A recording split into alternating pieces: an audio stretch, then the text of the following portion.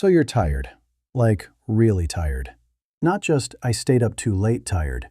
More like, I slept 8 hours and I still woke up exhausted tired. And maybe you've chalked it up to getting older. You're past 50. This is just how it is now, right? Yeah, I don't buy that. Look, I get it. You've probably heard all the usual advice. Sleep more. Manage your stress. Cut back on caffeine. And okay, sure, that stuff matters. But here's what that advice misses. If you're doing everything reasonably right, and you're still dragging yourself through the day, there's something else going on. Something most people never think to look at. And no, it's not just aging. That's the easy answer, the lazy answer, honestly. Because there are specific, fixable reasons why your energy tanks after 50, and most of them have nothing to do with how many hours you slept. That's what we're getting into today, the real reasons, the ones nobody talks about, and more importantly, what you can actually do about it. All right, so let's talk about what's actually happening inside your body. Because once you understand this, everything else starts to make sense. You've got these tiny little structures inside almost every cell in your body, called mitochondria. You might remember that from biology class, the powerhouse of the cell, right? Well, that's not just a catchy phrase. These things literally produce the energy your body runs on. Every thought you think, every step you take, every time your heart beats, that's your mitochondria doing their job. Now here's what happens as we get older. Starting around your 40s and really picking up speed after 50, your mitochondria start to decline. They become less efficient. You have fewer of them. And the ones you do have, they're not producing energy like they used to. There was a study out of Colombia, and this one really stuck with me, where they measured mitochondrial function in people across different age groups. And what they found was that by age 50, most people have lost somewhere around 25 to 30% of their mitochondrial capacity compared to when they were younger. That's not a small number. That's nearly a third of your cellular energy production just gone. And this is where it gets real, because most people don't know this is happening. They just know they're tired. They assume it's stress. They assume it's poor sleep. They assume it's just what happens when you get older. But it's not inevitable. That's what I need you to understand. Mitochondrial decline is real, but it's not a life sentence. There are specific things that accelerate this decline, and there are specific things that slow it down, or even reverse it. We're going to get into those. But the mitochondria piece is just one part of the puzzle. There's also what's happening with your hormones, your nutrient levels, and, this one surprises a lot of people, the quality of your sleep. Not the quantity, the quality. Because you can sleep 8 hours and still not get the kind of sleep that actually restores your energy. So let's break this down, starting with something that affects almost everyone over 50, and almost nobody realizes it. Okay, so the first thing we need to talk about is your sleep. And I know, I just said this isn't about how much you sleep, and it's not. But it is about how you sleep. There's a difference. See, sleep isn't just one thing. It happens in stages. You've got light sleep, deep sleep, and REM sleep. And each stage does something different for your body.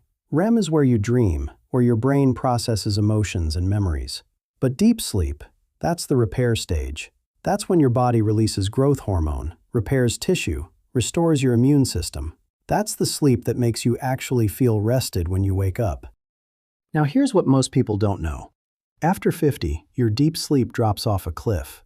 I'm not exaggerating. There was research published in Neuron. They looked at sleep patterns across different ages, and they found that by the time you're in your 50s and 60s, you're getting up to 70% less deep sleep than you did in your 20s. 70%. That's massive. So think about that for a second. You could be in bed for 8 hours. You could fall asleep fine. But if you're only getting a fraction of the deep sleep you need, you're going to wake up tired. Your body never got the restoration it was supposed to get.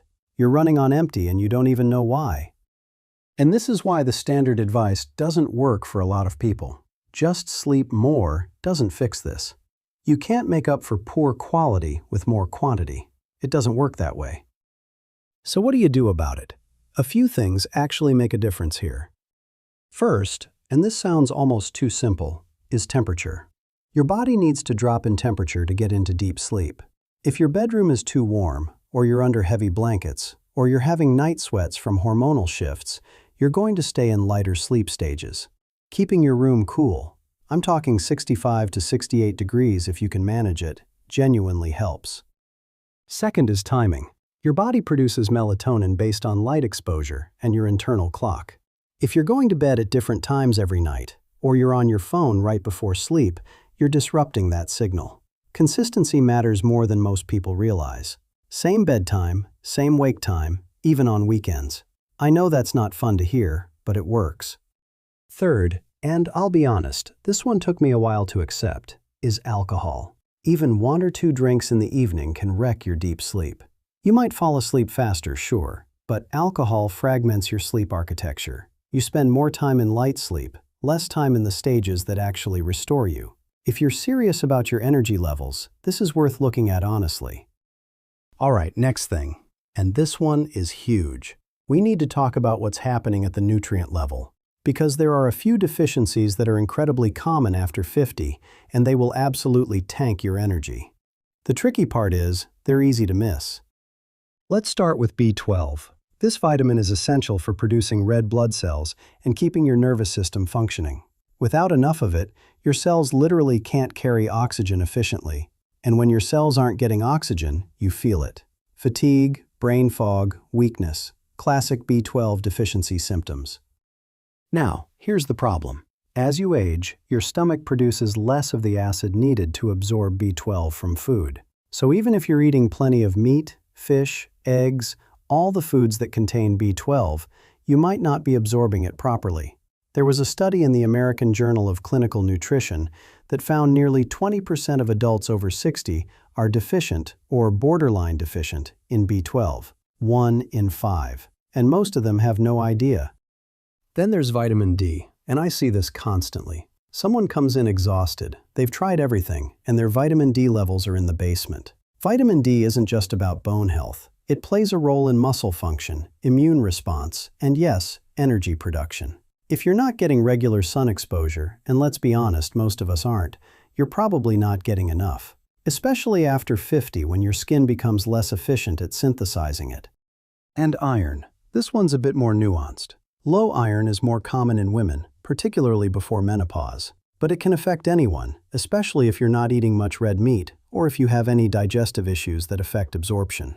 Low iron means low hemoglobin, which means less oxygen delivery to your tissues, which means fatigue. Now I want to pause here for a second, because this is the part where I see people make a big mistake. They feel tired.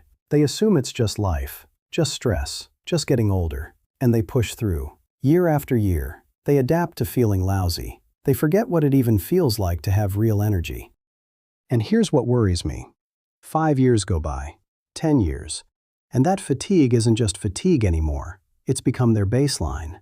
They stop doing the things they used to love because they don't have the energy. They pull back from activities, from socializing, from exercise. And then the real decline starts. Because when you stop moving, when you stop engaging, everything gets worse. Your muscles weaken, your cardiovascular health declines, your mental sharpness fades. I've talked to people in their 70s who told me they spent their entire 50s and 60s exhausted. And when we finally figured out what was going on, sometimes it was something as simple as a B12 deficiency or a thyroid issue, they were devastated. Not because it was hard to fix, but because it was so easy to fix. And they'd lost years. Years they didn't have to lose. Okay, so we've covered sleep quality and nutrient deficiencies. Now let's talk about the third piece. And this one ties everything together. It's about your mitochondria. Remember those little energy factories we talked about earlier? Here's what's exciting. You can actually support and even rebuild mitochondrial function. It's not a one-way decline. Your body is adaptable. It responds to what you do. So what actually works? Exercise. And I'm not talking about marathon training. I'm talking about movement that challenges your body just enough to trigger adaptation. When you exercise, especially when you do some form of resistance training or high-intensity interval work, you're sending a signal to your cells. You're telling them, we need more energy. And your body responds by producing more mitochondria and making the ones you have more efficient. There was a study from the Mayo Clinic, really well-designed research, where they had older adults do interval training for 12 weeks. And what they found was remarkable. The participants showed significant improvements in mitochondrial function. Their cells were actually producing more energy at the end of the study than at the beginning. This wasn't just about fitness. This was cellular rejuvenation. Now, you don't have to do anything crazy. Even brisk walking helps. But if you can incorporate some form of higher intensity effort, even just a few minutes a few times a week, the benefits are real. The other thing that matters is what you're eating. And I don't mean dieting. I mean giving your mitochondria the raw materials they need. Things like CoQ10, which is a compound your body uses to produce energy at the cellular level. Your natural production of CoQ10 drops as you age, so getting it through food or supplementation can help. Fatty fish, organ meats, and certain vegetables contain it. Magnesium is another one. It's involved in hundreds of enzymatic reactions, including energy production, and a lot of people are deficient without knowing it. And then there's managing chronic inflammation. This is the silent piece that nobody sees but everyone feels.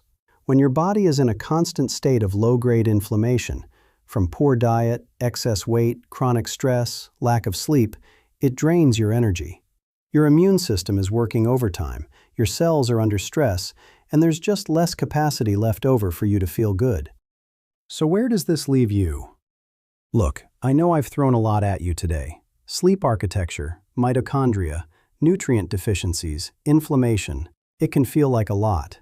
But here's what I want you to take away from this. You're not tired because you're old. You're tired because something specific is going on. Probably more than one thing. And most of it is fixable. Not overnight. But over time, with the right changes, you can feel genuinely different. Start with one thing. Maybe it's getting your B12 and vitamin D levels checked. Maybe it's cleaning up your sleep environment. Maybe it's adding some movement that actually challenges you. Pick one. Do it consistently. See how you feel in a month. And then build from there. You've got more energy available to you than you think. You just have to go find it. All right, if this was helpful, hit that subscribe button. I've got more videos coming on exactly this kind of stuff. Practical, real information you can actually use. Take care of yourself, and I'll see you in the next one.